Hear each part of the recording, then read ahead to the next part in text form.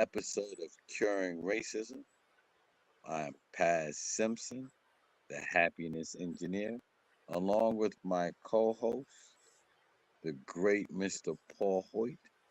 Together, we focus on your commonly accepted beliefs that lead to your unconscious behavioral biases. And together we are curing racism. Paul, how are you today, my brother? I'm doing good. I can't hear you as well as I would like to, but other than that, I'm doing fantastic. Okay, we're going to try to fix that. Okay. How about now? Any better? Yeah, it's a little better. Just think you need to have to be a little bit closer to the phone. Anyway, so I am doing great. I'm excited to have this opportunity to talk to you every Wednesday and share some thoughts on curing racism, the causes and the cures of racism, not just in the United States, but around the world. And open up that conversation, have that dialogue. Yeah. I mean, we're in a space and a place where I think this is one of the most important conversations to have, right? How do we come together, when there are so many different things that are looking to try to pull us apart? You know, Yeah.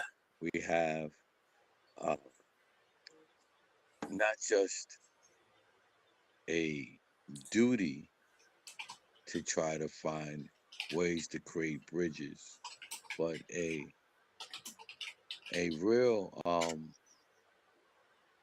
honor to be able to be the ones that can do those things.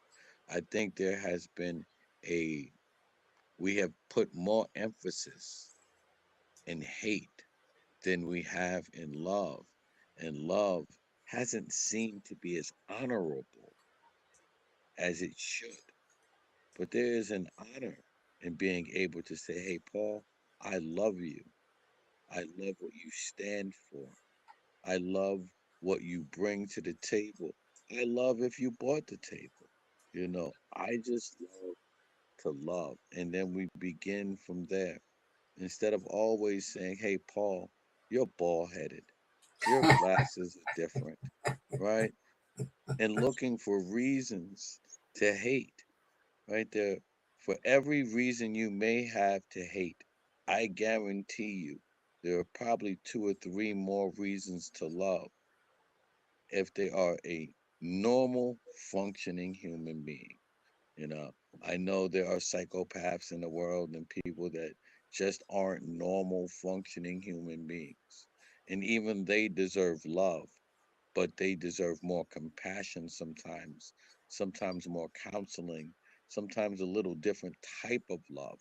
But normal functioning human beings, we should be able to find a reason to love, forgive, so we can live better. I love that. And in a lot of tribes out there, and certainly in our political environments, there are people who really want us to hate those other people, the members of that other tribe, members of that other party, members of those other religions, members of those other ethnic groups. They really want us to hate those people and consider them to be the enemies because it serves their purpose.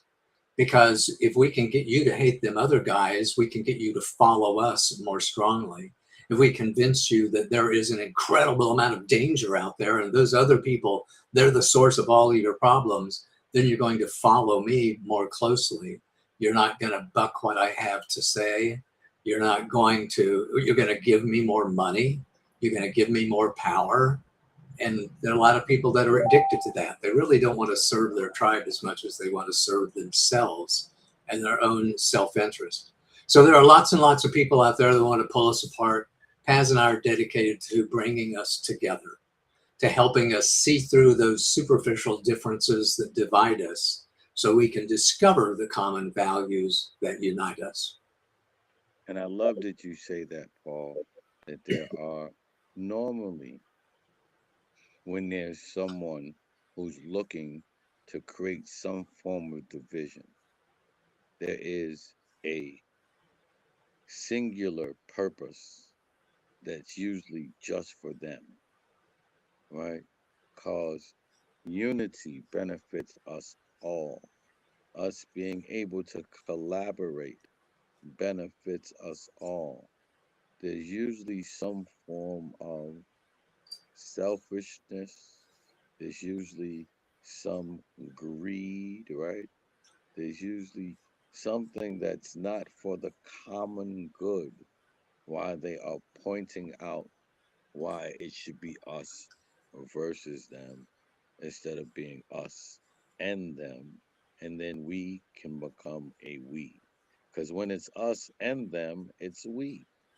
Yeah, yeah, I love it. One of the ways that they try to increase the divisiveness and try to get us to really fight each other is to, in their own ways, promoting violence. They promote violence through violent language.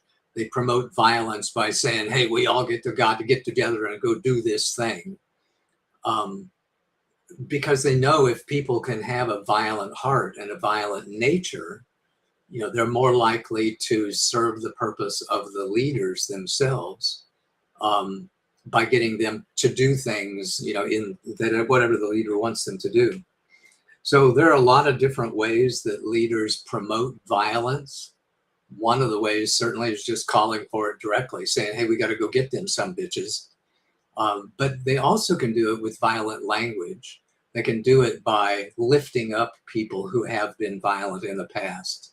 They can they can do all kinds of things through violent language and encouraging violent behaviors that are typically a response to fear.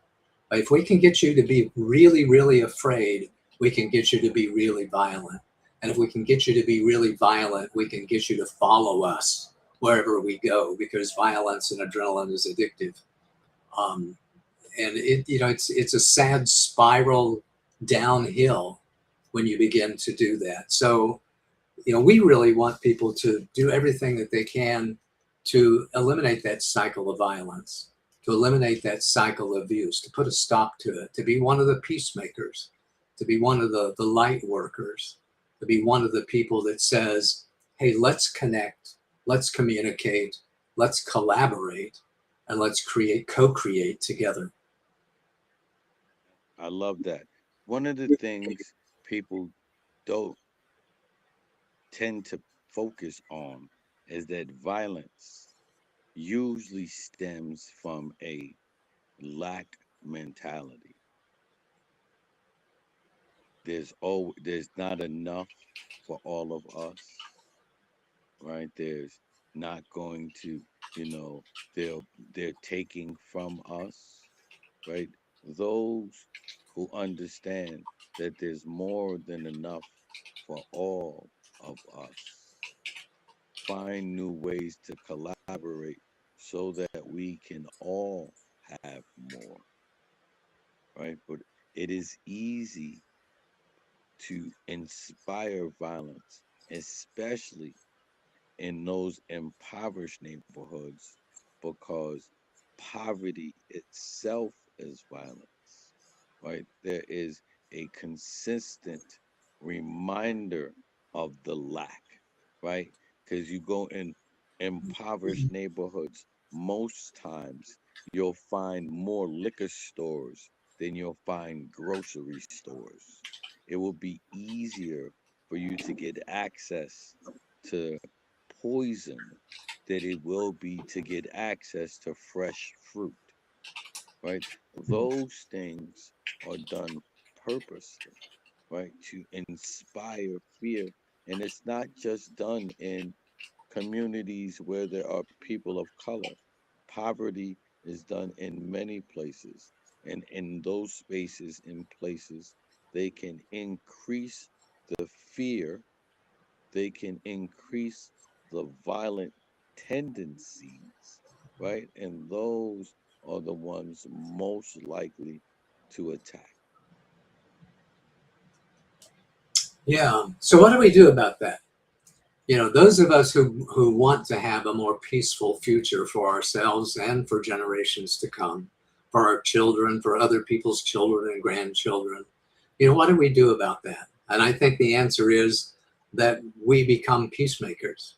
We become the people who advocate respect, who advocate communication, who advocate, hey, let's think this thing through. Let's talk this thing out. What is it do you really want? How can I help you get that? And they advocate generosity of spirit and kindness to other people, so that people, who are frightened, who feel like they don't have a chance, that they actually get a hand up, that they get words of encouragement, that they get the support that they need to dig themselves out of whatever hole they find themselves in. So that's our big encouragement to everybody that's listening here is be one of those peacemakers, be one of those light workers, be one of those people that talks about the value of respect, the value of integrity, the value of getting along, the value of kindness, and do yourself a favor, do your society a favor by giving somebody a hand up, helping people out, being one of the, as what Mr. Rogers says, be one of the helpers that are all around everybody else. I love that. I love that. And to even make it simpler, right? Mm, Why don't we try to be the love that we would love to receive? Really simple. Yeah. You know, if you see someone doing something and you can be of service and of help, why not? If you see someone and you know that you can be the change, why not? Oops, Paz, I If can't hear you, but you just dropped you off. are able just give all that you can give at that moment, why not? Right? Napoleon Hill always talks about going the extra mile, right? That's the golden rule. Why not more of us live by that golden rule, right? Just be the love that we would love to receive. And then speak, right? When you see someone not doing that, it's okay to tell someone that they're being mean. It's okay to tell someone that what they're doing may hurt others. It's okay to tell someone, right, that we can all be better, right? We don't need to point the finger. We can all be better. Don't be afraid to use your life as an example and say where you may have fallen short so someone else can feel comfortable in understanding we can all grow together. Love that. So let's pledge. Want me to make a pledge to yourself right now? To continue growing stronger, to continue growing in love and light, to continue to be a voice of reason and respect. So do what you can to eliminate tribal conflict and to help this world be a better place for generations to come. I know that Paz and I have done that, and we really do want you to join us in understanding the reasons for division and hate, and especially understanding the cures for that. One conversation, one connection, one heart at a time. Yes, we all can do better. And Paul, I want to thank you for always stepping into your greatness and really advocating for something that needs to be done, Yeah. right? Racism and topics like this only become relevant at a level that it can be when it's spoken by people of more than one understanding. So I thank you for, providing, a different perspective on, the same topic, which is love. Love it. Thank you for the kind words, Paz. I appreciate the chance to do this with you and um, to be lifted up by you as I lift you up, as we together lift up everybody that comes into contact with us. Yes, sir. Now we ask that you join us every week. We're here on Wednesdays looking not only to put a little greatness into the world, but to extend a bridge of understanding so that more of us can work together to do better.